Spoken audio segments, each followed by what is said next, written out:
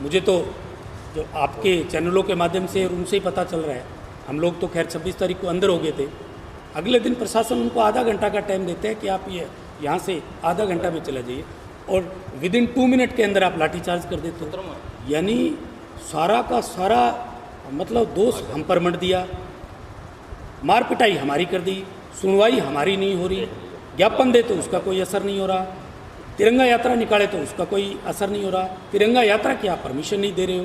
तो इसका मतलब हम कहाँ रह रहे हैं, मतलब कहाँ रह रहे हैं? मतलब दबाने की पूरी कोशिश है थाने, यही तो है ना मुकर ना हो। अब बात था पिटाई की आई, तो पिटाई के वजह रही कि पिटाई थरी है जिसकी, क्यों पिटाई हुई है जिसके अंदर? वो तो मैं यही क्वेश्चन मैं ये कहूँगा आप प्रशासन से पूछें कि क्या 151 के अंदर पाबंद करने के बाद जिस तरह की पिटाई हमारे साथ हुई, क्या वो करनी चाहिए क्या? वो तो आप पूछिए पत्रकार बंधु उनसे। रवि जी, आपको एक चीज़ समझ में आ रही है, इतना बड़ा आंदोलन भी आपने चलाया, अभी भी आपकी परमिशन प्रशासन ने रद्द कर दी तिरंगा यात्रा की, आप भाजपा से खुद को बता रहे हैं और भाजपा से आप अलग चल रहे हैं, अलग थलग हो गए हैं आप, ऐसा नहीं लगता आपको? मतलब ही नहीं है।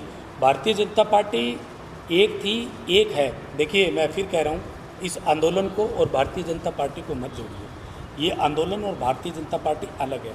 मैं पहले भी भारतीय जनता का कार्यकर्ता था, आज भी भारतीय जनता पार्टी का कार्यकर्ता हूँ। मेरी ऐसी किसी भारतीय जनता पार्टी के किसी भी व्यक्ति के साथ कोई मनमुटाव नहीं है। मैं बार बार क्यों कह रहा हूँ? तो कहाँ है आपके पास इस प्रेस कॉन्फ्रेंस में? नहीं, प्रेस कॉन्फ्रेंस तो राजकुमार शर्मा के अलावा कोई भारतीय जनता पार्टी का? देखिए मैं प्रेस कॉन्फ्रेंस सिर्फ और सिर्फ तिरंगा यात्रा के मुद्दे पे करने आया था कि तिरंगा यात्रा के अंदर हमें परमिशन नहीं दी गई। बड़ी शर्म की बात है, क्योंकि देखिए हमने तो सुना था कि अंग्रेज़ों के टाइम में ऐसा हुआ करता था, हम हिंदुस्तानियों पर, या फिर उस ज़माने में ऐसा हुआ करता था। हम तो साक्षात देख रहे हैं कि अभी हो रहा है भादरा के अंदर, किस तरह के जुल्म हम लोगों पर हो रहे हैं, किस तरह के अत्याचार हम लोगों पर हो रहे हैं। और हमने तो कभी सुना था कि जलियांवाला कांड, ये तो भादरा के अंदर बना रहे हैं जलियांवाला। आप सीधा सीधा आरोप लगा रहे हैं एक प्रकार से विधायक बलवान पूनिया पर, क्योंकि उन्हीं पर आप बोल भी रहे हैं। उन्होंने तो बहुत शानदार और ज़बरदस्त भीड़ वाली तिरंगा रैली की है।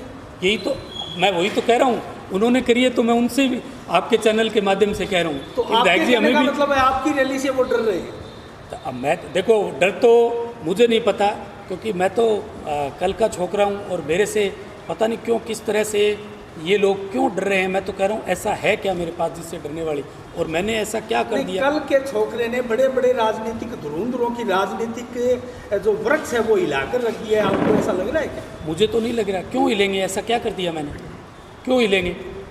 और जिस अगर प्रकार के आरोप लगा रहे हैं आप, राजनीति कर रहे हैं। मैं आरोप, देखिए मैंने फिर कहा, मेरे अंदर अगर राजनीति होती तो आरोप, मैं तो सीधा सीधा जो सत्य है वो बात बोल रहा हूँ। मैं तो सत्य के साथ चलने वाला व्यक्ति हूँ। मैंने क्या कहा कि सत्य। आप 2 बात बोल रहे हैं रवि जी। एक तो आपने आंदोलन जो गोकसी को लेकर चलाया था, उसमें आपके 5 भाषण हमारे पास पड़े हैं, उनमें आपने संजीव बेनीवाल पर जमकर तंज कसे थे।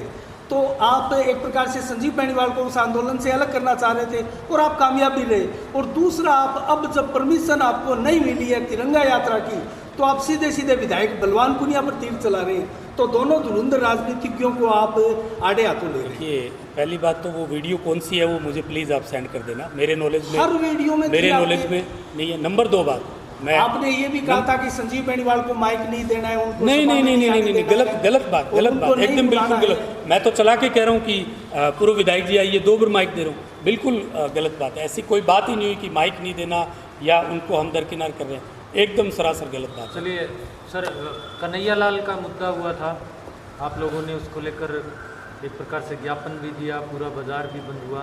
जालौर में एक इंदर मेघवाल के 9 साल का बच्चा डेथ हो गई, और गंभीर विषय है, पूरा देश इस पर चर्चा कर रहा है। क्या इसको लेकर बाजार में आप वो जिस प्रकार से कन्हैया लाल को लेकर भारत माता के नारे लगाते हुए पूरे बाजार को बंद भी किया था व्यापारियों ने, और आप लोगों ने पूरे दिन भर वहाँ ज्ञापन भी दिया, रैली भी निकाली, क्या ऐसा कोई इंदर मेघवाल के लिए भी आगे आएंगे आप लोग? जरूर। हमने कल के लिए ज्ञापन का भी कार्यक्रम रख रखा है, और गांधी पार्क में कल हम लोग इकट्ठा भी हो रहे हैं सभी। और बहुत ही दुखद घटना है, मैं उसकी जितनी निंदा करूं उतना कम है, क्योंकि किस तरह का आज आप ये देखिए ना कि इस समय के अंदर ऐसा जिस तरह से उन्होंने मैंने ये सुना है कि वो मटके से पानी पी रहे थे, और मैं आपको बता देता हूँ मनरूप जी, जब पहले ज़माने में जब हम घर का कोई शुभ काम करते थे, नया घर बनाते थे, तो हम हमारे मेघवाल परिवार के व्यक्ति से ईंट रखवाते थे।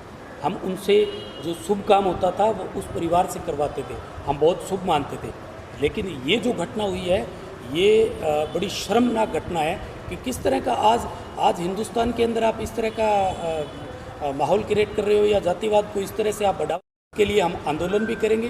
उस मासूम बच्चे का क्या कसूर था कि वो पानी तो पी रहा था, और मान लो कि वो पानी भी पी रहा था तो आपने इतनी बड़ी सज़ा देने का हक आपको किसने दे दिया भी आप उसकी जान ले लोगे। ये बहुत दुखदायी घटना है। और हम कल पूरे, और मैं भादरा क्षेत्रवासियों से भी अपील करता हूं कि कल ज़्यादा से ज़्यादा संख्या में आप गांधी पार्क के अंदर आइए। हम एसडीएम महोदय को ज्ञापन भी देंगे।